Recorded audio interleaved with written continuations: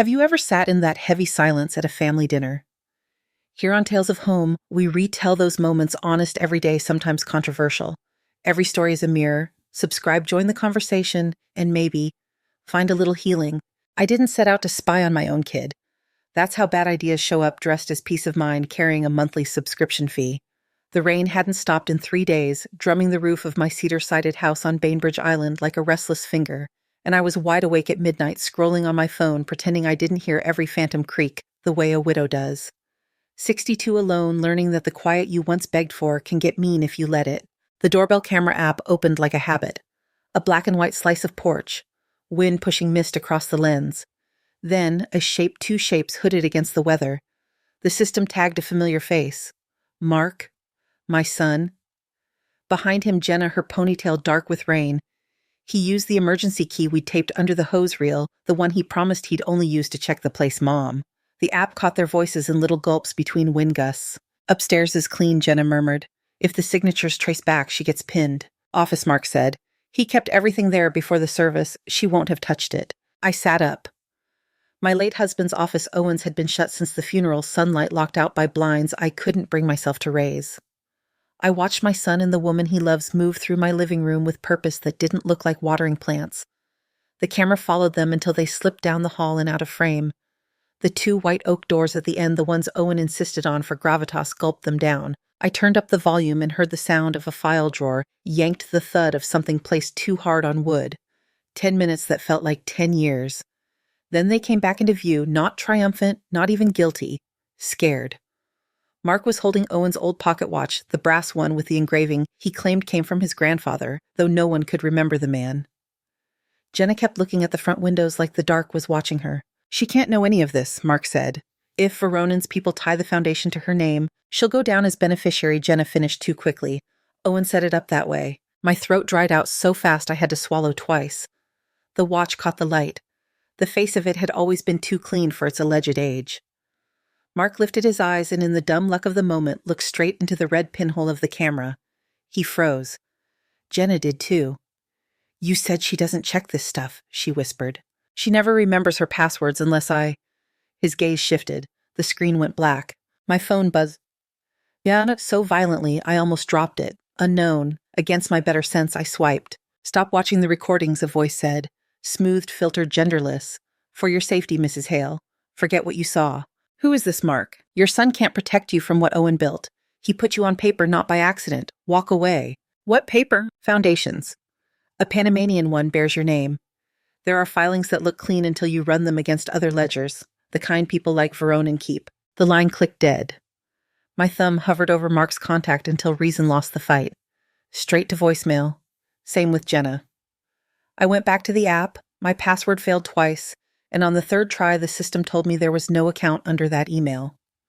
I set the phone down and looked at the walls of my quiet house, at the pictures that pretended a thing exists if you frame it well enough. A new text slid in from another blocked number. Don't go home. They're watching the house. I booked the earliest ferry anyway. By the time a yellow cab eased into my driveway, the rain had softened to a steady curtain. The porch light glowed like it had been waiting up for me. I told the driver I'd be fine, a lie that sounded practiced coming out of my mouth. The key turned too easily. Inside, the first thing I noticed was air that wasn't my air. A trace of floral. I didn't own cold coffee somewhere. The after-smell of wet clothes dried too fast. The living room was perfect the way a stage is perfect. The kitchen sink held a mug with lipstick that wasn't mine and wasn't Jenna's color. Down the hall, Owen's door stood slightly ajar, as if the room had been inhaling. I pushed them open and hit the light. Carnage but tidy. Drawers emptied in neat piles, file folders fanned like a trick deck. The framed degree that used to hang above the credenza lay face-down glass, spider-webbed. The painting he swore was an investment, a gray field with one red slash that made me roll my eyes every time was off the wall. A square safe behind it yawned open. Empty. My phone blinked with a text from unknown not there. Vent above the bookcase. Use a butter knife. I stood still long enough to hear my own pulse. Someone who knew the house better than I did. Someone who spoke in imperatives like I was already on their team. I reached for the drawer where we keep mismatched silver and found a butter knife with a bent tip. The vent hadn't been touched in years. A film of dust loosened under my fingers. 3 screws, then a fourth that didn't want to cooperate. I worked it until the metal face shivered free. Inside, taped with a kind of care that makes your jaw hurt, was a small cold wallet, sleek black, lighter than it should be, and a folded note. I opened the paper like it could bite. 12 words in ballpoint ink, careful handwriting I'd seen on grocery lists and anniversary cards. Ocean, ivy, basket, dawn, marble, cedar, velvet, river. Blank spaces under the last 4 slots marked with underlines and nothing else. I said Owen's name out loud, not a prayer, not a curse, more like a measurement. He did everything with redundancies because he didn't trust systems. Or people. The note trembled between my fingers, or maybe that was me. A drop of water from my sleeve hit the paper and smeared cedar into CE. Mom. Mark's voice, close, too close. I turned. He stood in the doorway like the boy who used to come back from the beach with cuts he hid until bath time. Taller now, edges harder, but the same raw worry around the mouth. He took me in the vent cover on the carpet, the wallet in my hand, the note, and winced. I called you, I said. I know. You turned off my camera. Yes. You changed my password. I had to. For my safety or yours. For everyone's, he said, and I believed he thought that was true. He shut the office doors with his foot and crossed to me. Put the wallet away. Please. Tell me what I'm looking at. He breathed once, twice, eyes not quite meeting mine, and in that tiny act, I knew he was hauling a boulder he didn't know how to set down without crushing both of us. It's not just a foundation. It's a map, Mom. Crypto. Cold storage. Owen moved client money through shells, then into wallets. Someone sent me part of the ledger 3 months ago. I hired someone to... Owen, I said, using the name like a knife, not Dad. He flinched. Owen didn't die the way we were told. You think I don't know what a body looks like? I signed the forms. They gave you a body, he said steady. They didn't give you his. The room tipped, then righted. The vent's mouth yawned behind my shoulder. The office smelled like paper and old cologne, and under it, something chemical that made my tongue go dull. I slid the note into my pocket. The cold wallet felt ridiculous in my palm, like a toy version of danger. How much, I asked. I don't know. Enough for men to camp out on your street. As if cued, the doorbell rang once. A soft, polite chime, the kind you hear in the suburbs before delivery or a sales pitch. Mark's head snapped toward the foyer. He moved to the window, lifted the edge of the blackout shade with 2 fingers. Rain made the world outside soft focus. 2 dark shapes under the porch light. Not neighbors. Not police. They're early, he said. Who? People who don't knock twice. We need to go. He held out his hand not like a child reaching for a parent, but like a man asking another adult a favor no one wanted to owe. I tucked the cold wallet deep into my coat, pressed the vent back into place with a fingertip's worth of stubborn hope, and took his hand. We went out the back through the kitchen and the mudroom and the door that sticks if you don't hip check it in the right spot. Rain grabbed our faces. The hedges along the fence slid open for us like we belonged to them. My slippers filled with water in one step. I didn't notice the cold until the deck lights flicked on behind us, bleaching the yard, our shadows long and wrong on the wet grass. Mark squeezed my fingers once, the old signal from crosswalks and parking lots, and let go. We cut along the side yard between rosemary and wet cedar, the smell of both climbing my throat, and slipped into the alley where the puddles kept the night's secrets without effort. Behind us, the polite chime of the doorbell sounded again, too gentle for what waited on the other side. We cut through the alley like we'd rehearsed it, though we never had. Mark's sedan sat 2 blocks over beneath a maple that dripped like a busted faucet. He unlocked it with a chin tilt, kept his head down, and slid behind the wheel. I climbed in, clutching a cold wallet that felt like a bad idea pretending to be a rectangle. Seatbelt, he said, not looking at me. You don't get to parent me tonight. He started the engine anyway, headlights off until the street opened. The wipers groaned across glass. We idled long enough for a dark SUV to roll past the mouth of the alley, then another, both slow in the way of men who have time to be patient. When the taillights vanished, Mark pulled out and let the island swallow us, cedar-sodden ditches, a fox startled into a streak of fur and tail. Who called me? I asked. And why do they know my house better than I do? Anonymous dump came 3 months ago. Ledger files, shell directories, mappings. The caller's a cutout who's been feeding me breadcrumbs. I think they're tied to Owen's old circle. Or someone who wants to burn it down. Voronin. Or someone just below him, he said. Whoever it is, they've kept you alive. That's a generous reading. He turned off on a logging road that looked like every logging road on the peninsula, narrow slick bordered by ferns shouldering their own weight. Branches ticked the doors. After half a mile, the trees opened on a squat cinderblock building with a rusted sign, District Ranger Outpost 4. A silver truck sat to the side hood, steaming in the damp. The generator coughed, caught, and a single strip of fluorescent came up, buzzing like a fly that had eaten a battery. Mark killed the engine, finally let himself breathe, then nodded at the door. He's inside. He, I repeated, the someone you hired without telling me. He kept me from getting grabbed at the ferry last week, Mark said. It was either hire him or move to Kansas with new names. The door unlatched before we could knock. A man in his 50s filled the frame, rangy weathered hair clipped down to practical, the kind of face that had made hard decisions at 3 a.m. and then lived with them. He took us in the way you count exits. "Mrs. Hale," he said, "Rafe Mercer." "Do you always greet people with their names before they offer them?" "Only when they're already on paper," he said. "Come in." The outpost had been a ranger office once and still smelled like old coffee and wet maps. The main room wore a bulletin board where fire risks used to go. Tonight it held a makeshift wall of photographs and printouts connected by string and tape. A space heater rattled against the cold, doing what it could. Rafe eased the door shut behind us, checked the window once, then gestured toward the board. "Let me catch you up to your own life." It was a map of a stranger's world that happened to be mine. Centered was Owen Barrett, aged stiff in his suit photo, the one from the brochure his firm printed before the funeral. From him, red twine ran to Adrian Cross Owen again with different glasses and the soft weight of money put on over years. That photo came with a Bellevue address, a charity gala step and repeat, and an article, "Cross Family Pledges 7 Figures to PAC Advancing Innovation-Friendly Policy." "PAC's treasurer is a Shell," Rafe said. He tapped a printout. "The Shell's director is a man who no longer exists, a sailor who drowned in '98. The incorporation attorney's been disbarred twice. Paper all comes back to Veronan's timber subsidiary that doesn't cut timber." "Adrian is Owen," I said, just to hear the fact out loud where it could break. Rafe nodded once, legally distinct, practically the same. Another twine led to a row of QR codes and wallet addresses annotated in Mark's hand.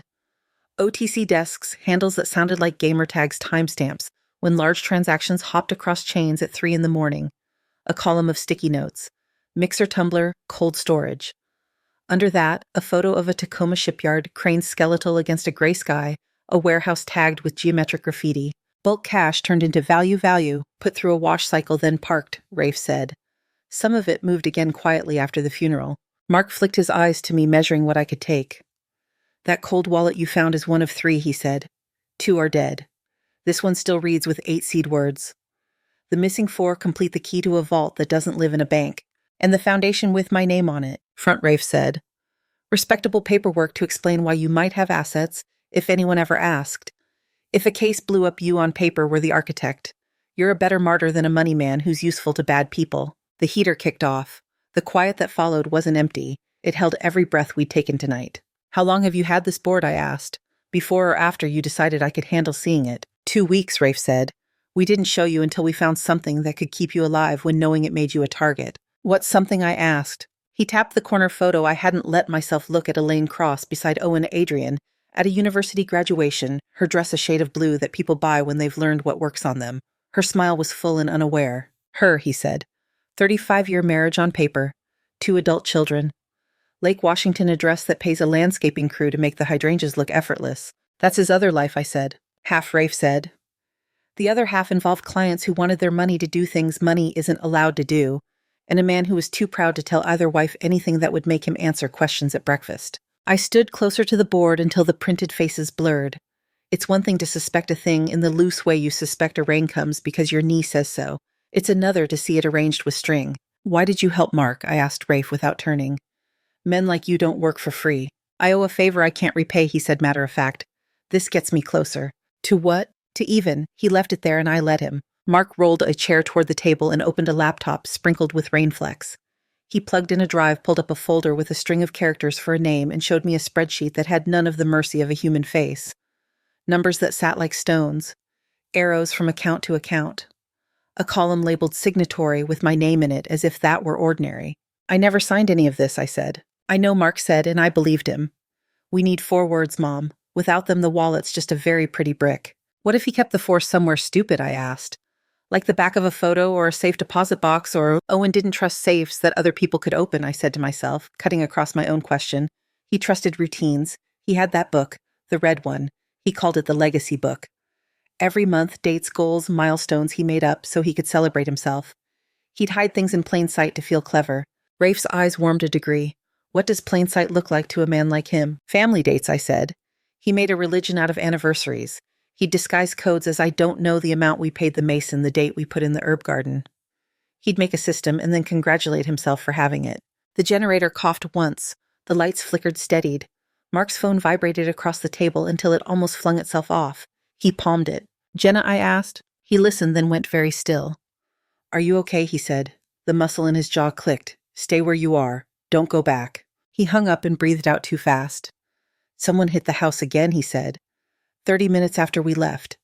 Jenna wasn't there, she's at a friend's. A neighbor got a partial plate. I sent it to a contact at DMV. Rafe's phone buzzed as if it had been listening. He checked, let the information slot into his face. Shell company in Olympia, he said.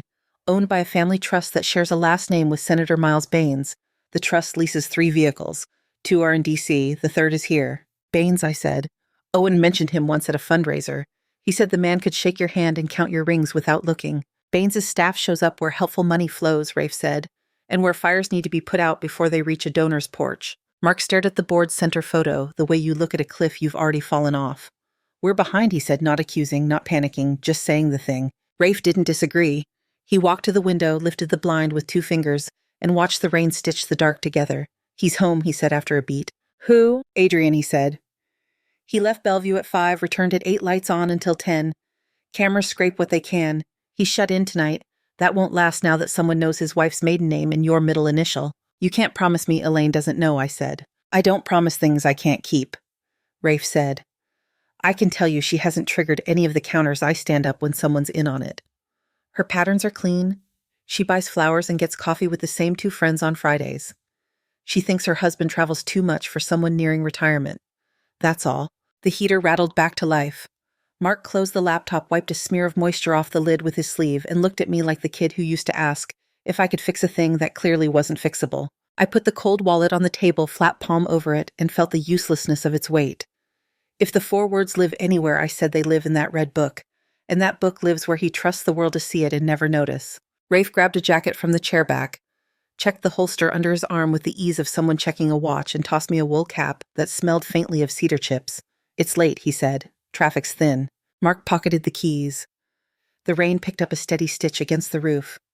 I took one last look at the board, the faces, the strings, the way everything connected, no matter how far apart the pieces had started, and followed them out into the night. That didn't care who any of us had been yesterday. Rafe drove. He handled the wheel like it had a secret to tell him, and he was patient enough to listen. We took 305 to the bridge, rain combing the blacktop into one long seam, then slid onto 405 North, where red tail lamps stacked like beads. Mark rode in the back with a thermos Jenna had prepped for no particular emergency and every emergency. I kept my coat zipped over the cold wallet, its square against my ribs like a stone I hadn't had time to put down. Bellevue rose out of the weather as glass and quiet money. The crosshouse sat on a gentle curve, all poser cedar and low stone hydrangeas shaved into obedience. You could tell a landscaping crew came on Thursdays because nothing had the courage to grow wrong. The doorbell gave a tasteful tone when Rafe pressed it, the kind people pay extra for because it sounds like understatement. Owen Adrian, in the zip code, opened the door himself. Barefoot, navy sweater, hair cut into the kind of part that suggests control. His eyes did the math faster than mine, me first. Then Mark behind my shoulder, then the stranger who wasn't a stranger to a certain kind of man. Something in him braced and calmed at the same time. Nora, he said. He let his gaze skim the street. You should come in. We'll try the living room you forgot to die out of, I said. He stepped back. The house smelled like lemon oil and a candle with a name like rain on slate. Framed photos marched down the hallway, vacations, 2 adult children with his cheekbones, a woman in blue whose face I'd only let myself study in printouts. We passed a console with a brass pocket watch set on a tray beside a bowl for keys. I didn't look at it long. The living room arranged itself around a gas fire, pretending to be a real one. Rafe stayed near the door. Mark didn't sit. Owen did into a chair that gave him angle more than comfort. You've been busy, I said. I've been alive, he said, a correction he thought was clever. There are forces. Don't give the speech, Mark snapped. His voice had a new edge. Don't tell her the world is complicated and you had to protect everyone by lying to everyone. Owen let his gaze rest on his son and soften, then harden, then lose all the intermediate steps. You don't understand the size of the machine that started turning Mark. Luca Veronin, I said, and his clients who don't like taxes or daylight. Something in his jaw twitched. Names make people feel safer, but they don't, he said. Nora, listen to me. You put my name on paper in a country I've never visited, I said evenly. You drew the police tape around my ankles and wrote, "Do not cross," in a font you picked yourself. When it blew up, who was going to explain to my book club that I'm a mastermind? A muscle in his cheek jumped. He spread his hands. The sweater pulled. He'd been lifting stress instead of weights. There was supposed to be a glide path. Noise, then clearance. You were always credible. They would look, and you would be who you are. And while I was who I am, you would become who I asked. The pause was fine-grained. Someone else, he said. Something about the quiet way he said it told me he'd said it to himself, first in a mirror, and liked the sound. Rafe didn't move. He kept his attention on the place the hallway met the room on the ways. A man who knows a house can leave a house. Where's the rest of the key, he asked, without lifting his tone. Owen's eyes slid to the pocket watch on the tray, then back to Rafe's face and found it already there. He smiled small and rueful, and the exact smile that had gotten him through 100 hard conversations with clients who wanted to be told their money was smarter than gravity. If I were the type to keep all my eggs in one pocket, he said, I wouldn't be me. And yet, I took the watch off the tray and felt the weight, not antique weight, but the precise heaviness of hardware hiding in sentiment. You always loved props. He stood up. You always loved staging, he said. We make a good team. No, I said. We made a decent lie. Mark stepped once close enough that Owen's breath caught and stopped pretending it hadn't. Where are the 4 words Mark asked? Where's the part that turns the pretty brick into a door? Owen watched his son the way a chess player watches a piece that looks decorative until it isn't. You think if you open the door you'll find out I was a decent man with a bad year, he said. You won't. You just admitted that, Mark said. The hall camera clicked. A motion sensor pried light open where the entry met the drive. Owen cut a look to the window and back to Rafe and recalculated. He reached out a hand toward the watch with a palm-up ease he'd taught at every negotiation class money can buy. I didn't give it to him. He took it anyway. He moved like a much younger man when he had to. Right hand ghosted the watch. Left hand found the French door latch. The glass sighed. He cut across the slate patio, dropped into the clipped hedge, and was gone before the second syllable of his name left my mouth. Rafe didn't chase. He didn't need to. He'd already clocked the garage layout when we came in. Mark, he said, and the two of them were moving through the kitchen before the fire remembered its job and kept pretending.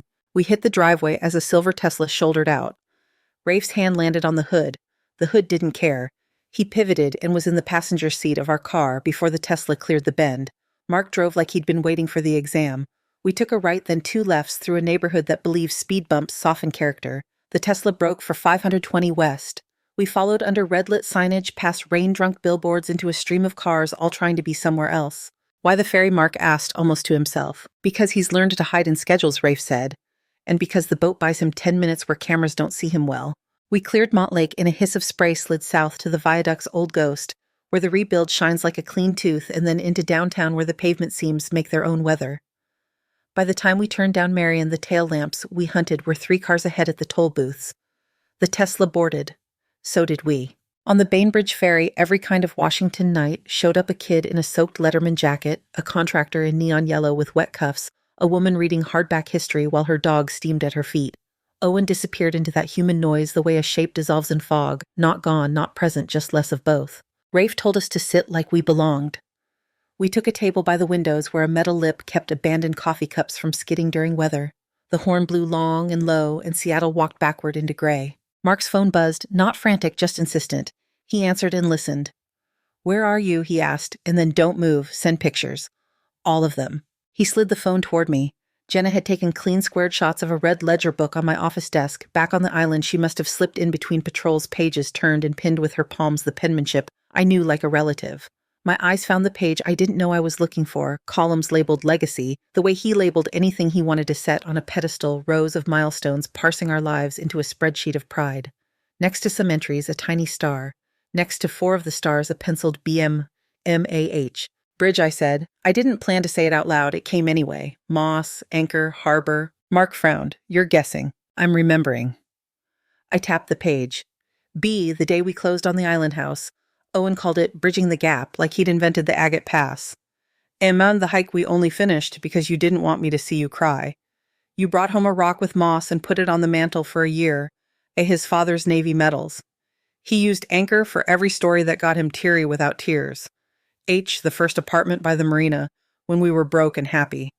He used harbor like a charm. The word sat next to the 8 we already had like a set, that didn't know it had been a set all along. Rafe didn't write them down. He doesn't need to. He watched the window and the coo of little raindrops clinging and letting go. We docked. The crew moved with practiced boredom, chains clanked, the boat's belly yawned. Cars woke. We rolled forward into the open mouth of the night. At the end of the ramp, Owen's Tesla idled in a stream of islanders who knew which lane got you off the boat faster. 2 men stepped up to his driver's side, dark coats, hands, easy posture, that said the word professional without speaking it. One leaned down, smiled, said something you'd say to a person you plan to put in a car without a scene. The driver's door opened. Owen got out. Mark tensed. Rafe's hand landed on his forearm and stayed there until the need to run burned down to a pilot light. We watched Owen go with them to a black SUV that didn't care about turn signals. Its rear door opened, he got in, the door closed. The car left without hurry. My phone buzzed. Unknown. A text first. We should stop pretending we don't all know each other. Then a call. Rafe gestured for it. I put it on speaker and set it on the console. Mrs. Hale, a voice said, burnished and pleasant like good whiskey. Mr. Mercer, I admire your taste in rain. Mr. Voronin, Rafe said. I'd prefer Luca, he said. We are all neighbors who forgot to exchange casseroles. Mark's knuckles whitened around the wheel. He didn't speak. You have 12 words that do not belong to you, Luca said, still cordial. I have a man who no longer belongs to me. We can adjust both conditions. Rafe didn't blink, and I'd have known that even if I hadn't been watching his profile. Where, he said. Tacoma, Luca said. The shipyard with the mural that looks like a math problem. An hour. Come as family. Leave as family. The line went dead like a stage light turning off, not like an accident. Mark exhaled. Rain stitched the windshield into a veil and then cut it again where the wipers passed. Rafe turned his head and met my eyes. The horn from the ferry sounded once behind us, the boat easing back into its own rhythm. South, I said. He nodded. Mark put the car into gear. The island unrolled under our tires, cedar and salt, and the kind of wet that gets into old houses and old bones. We took the turn that turned into the highway and didn't speak for a mile. We went south with the rain for company. Rafe drove like a metronome, steady enough to be forgotten until you needed the downbeat. Mark watched the mirrors and not the road, which told me he'd learned something new about fear and wanted to memorize it before it faded. I traced the cold wallet's outline through my coat and kept my mouth shut. By the time the freeway light thinned into industrial sodium, Tacoma smelled like wet iron. The shipyard announced itself in cranes and geometry. A warehouse wall wore a mural of intersecting shapes that looked like a math problem you could fail with your eyes open. Rafe circled once slow, then tucked us behind a stack of containers stamped with names that had more shell companies than employees. The rain found every seam in the metal and proved it existed. Phones on airplane, he said soft. He slid his device into the glove box, reached down near my calves, and tugged a strap. A little compartment clicked open where a footwell shouldn't have space. He set a slim black case inside and closed it with his knuckles. Nothing to see. He didn't look at me when he did it. He didn't have to. Headlights swept across the yard and cut. A trio of SUVs coasted to a line like they'd practiced the spacing. Doors opened in sequence. Luca Voronin approached with the calm of a man who assumes nothing urgent will ever happen to him again. Gray suit, dark overcoat, and umbrella held by a younger man whose shoes were wrong for mud. He nodded at the mural as if he'd commissioned it. Mrs. Hale, he said, voice polished. Mr. Mercer. Weather for specialists. Rafe didn't return the pleasantry. Proof of life, he said. Luca turned his head a fraction. Two men stepped aside. Owen stood between them. He wore last night's sweater and someone else's blood on the corner of his mouth. His hands were free. His stance said they might as well not be. He met my eyes for a breath and looked away first. He breathes and answers, Luca said. He is not damaged beyond repair. Neither are codes, Rafe said. You'll get yours, we'll get ours. Ah, Luca said lightly. The American form of fairness. He gestured. A table rolled out on dolly wheels, stainless wiped and air-gapped laptop, nested beside a little hardware reader that had no brand and every intention. One of his men set a towel down so the rain wouldn't pool where it shouldn't. I took the cold wallet from my coat and put it on the table. My hand didn't shake. Luca didn't reach for it. He looked to me then to Owen like he'd bet on how the air would move between us. You have the 12, Luca said. I had them. 8 printed in Owen's hand on that folded paper. 4 pulled out of a life he'd narrated to make himself the hero. I'd written them myself on the back of a grocery receipt with a dead pen sharpened on the edge of a quarter. I unfolded the slip. The rain made the ink a slow bruise. Order matters, Luca said. I know I said and read them all 12. The cadence of his private liturgy dropped into the dull light of a public place. His man typed them into a seed entry field with the care of a bomb tech. The reader blinked once, then again. The laptop threw up a string of characters that meant yes to people who keep entire cities under their beds. The man showed the screen. Luca didn't lean in.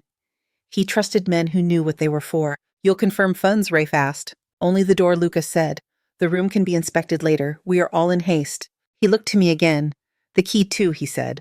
The metal one your husband favors for sentiment. Owen's glance slid my way and then to the umbrella and then to the table leg, looking for the game within the game. He didn't see it. The pocket watch wasn't mine to give. It wasn't on me. He had run with it and been caught with it, which meant it was here already somewhere near in someone else's pocket. Luca didn't ask again. He turned his palm over to the man on his right and received the watch. He flipped it in his hand once like a coin only he believed in. The back plate came off with a fingernail. The little drive inside winked like an eye that never blinked. "That completes the set," Luca said. "Release him." A knife made a sound against nylon. The zip tie at Owen's wrists fell. He didn't rush toward me because he knew better than to play for sympathy with an audience. He walked with care, each step a rehearsal for a speech that wasn't going to help him. "Nora," he said, stopping at arm's length. Rain worked his hair flat and made him look younger and worse. "No," I said. Just the one word. I couldn't make it smaller. I couldn't make it larger.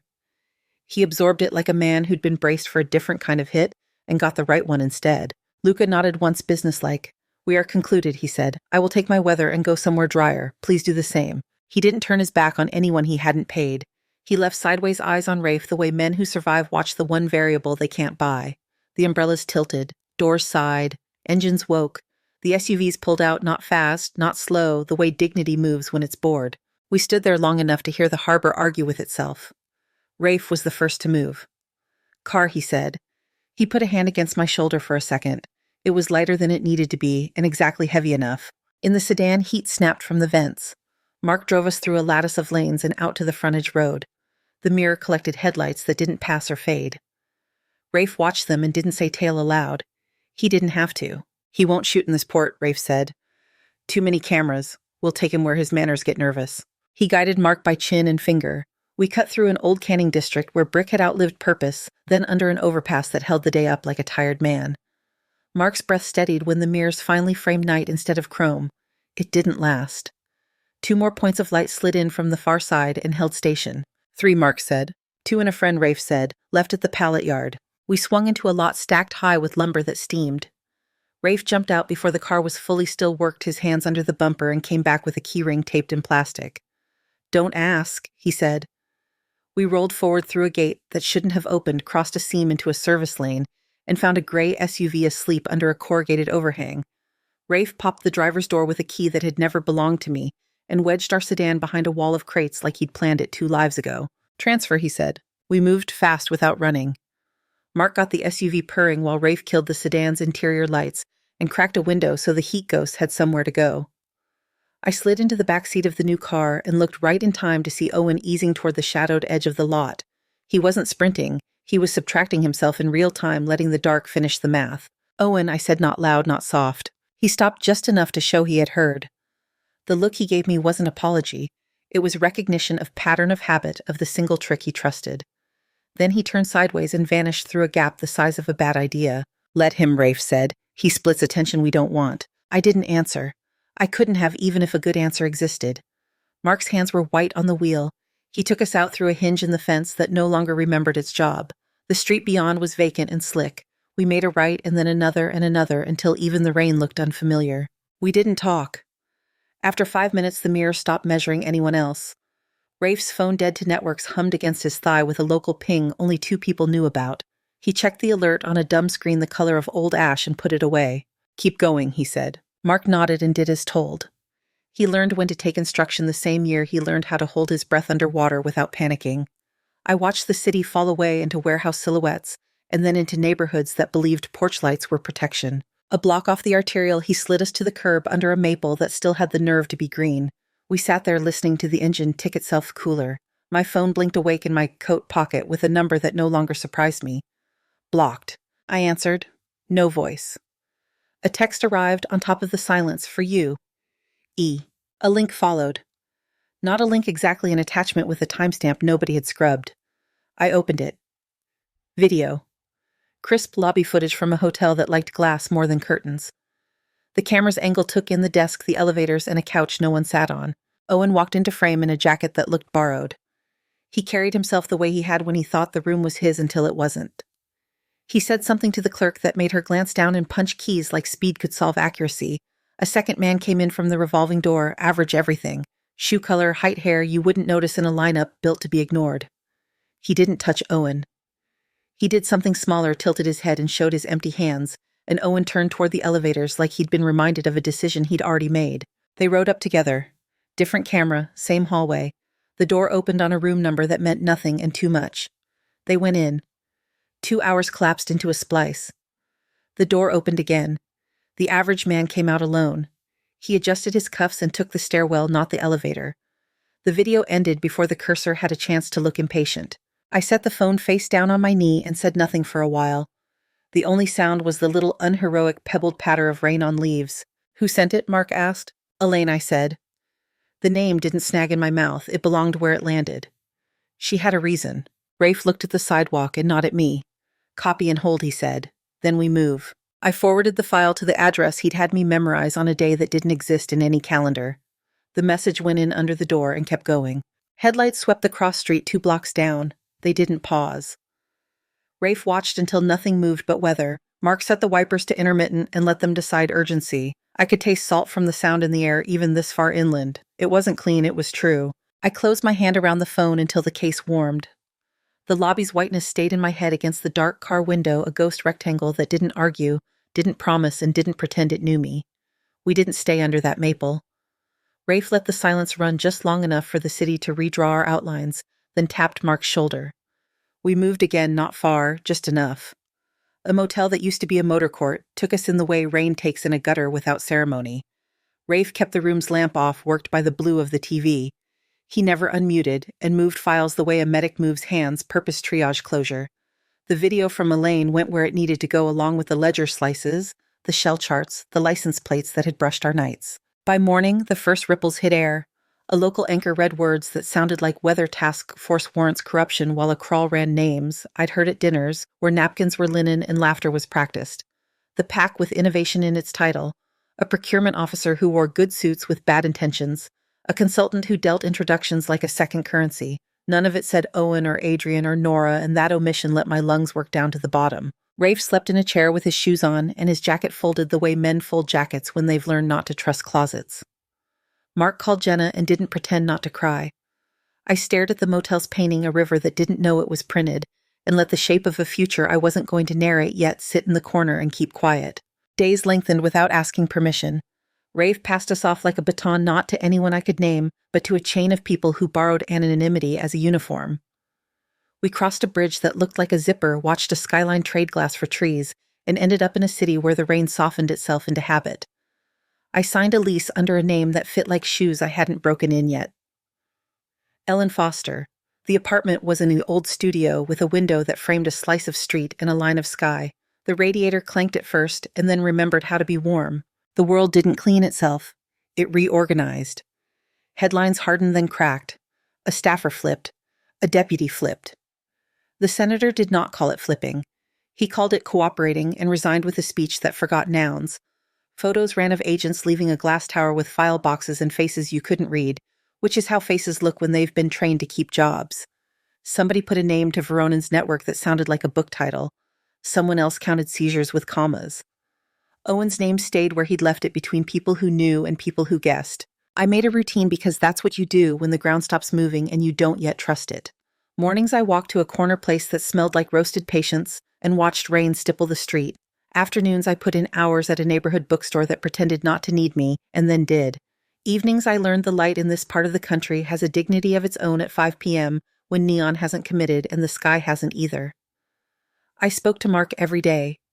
He sent pictures of a room painted the color of dawn oatmeal, a crib that looked too earnest to ever hold a storm, and once an ultrasound where a small profile had my mother's chin. Elaine's envelope sits in a shallow wooden bowl by the door, the way people keep keys to stop themselves from losing them. The thumb drive is inside, wrapped in the note with her initials. I haven't watched the video again. I don't need to. The white lobby lives in me the way the sound of the fairy horn does fact not story. I keep the bowl where my hand finds it without looking, and sometimes I touch the paper and don't open it the way a person might touch a scar through a shirt. Rafe calls from numbers that never repeat. He doesn't ask how I am. He knows better than to ask questions that require a scale. He says things like the line held and they're moving on the subsidiary and once you're clear today. His voice has a fatigue he wears like a tool belt but not a crack. When I thank him, he changes the subject to the weather. Neither of us believes in clean endings. We do fine with honest ones. on a Tuesday that smells like cedar and wet paper. A package arrives with no return address and handwriting that prints its letters like they might be subpoenaed. Inside the red ledger book, the one with stars and initials and the grammar of a life that worked until it didn't. A note clipped to the cover says only yours, not his. E. I run my palm over the buckram and imagine how many times Owen picked it up without seeing it at all. Then I put it on the shelf between a field guide to Northwest trees and a paperback novel that knows exactly what it is. I don't read any of it that day. I let it belong. Rain in the city has a way of apologizing without words. Around dusk it softens and lets the sky test a color that isn't gray. I'm at the window when the first wide strokes break through a bruised silver that surrenders to a quieter blue. People in coats hurry the way people always do when they need to be somewhere they chose. A bus sighs. A cyclist shakes water from his shoulders at a light and laughs by himself when he misses it. The radiator answers a question I didn't ask with another cough and then silence. My phone hums where I left it on the table. A photo from Mark fills the glass. The caption doesn't need exclamation points. She's stubborn. Doctor says that's good. The tiny chin is unmistakable even in grayscale. I press a finger to the curve like I could memorize it by touch. The room holds me the way a room does when it is no longer a place to pass through. I make tea. I sit by the window on a chair that has learned my shape. Rain leans back. Streetlights blink awake one by one like an agreement. On the shelf, the ledger stays closed in harmless red among greens and whites. The night comes on clean not because anything has been forgiven, but because the weather tires of itself and tries again. The phone vibrates once more, Rafe this time. He doesn't linger. You're good, he says. Sleep. I say, okay. It's not a promise. It's a present tense sentence that fits in the mouth. Outside, a plane threads a gap in the clouds so high the sound takes its time arriving. I drink the tea. I watch the sky finish its work. The room holds. The city breathes. The rain learns a new rhythm and keeps it. Thank you so much for listening to today's story. If this story resonated with you or made you reflect, I'd love to hear your thoughts, so feel free to share them in the comments below. And don't forget to like, subscribe, and hit the notification bell so you won't miss the next story. I'll see you next time as we continue exploring more journeys and lessons together.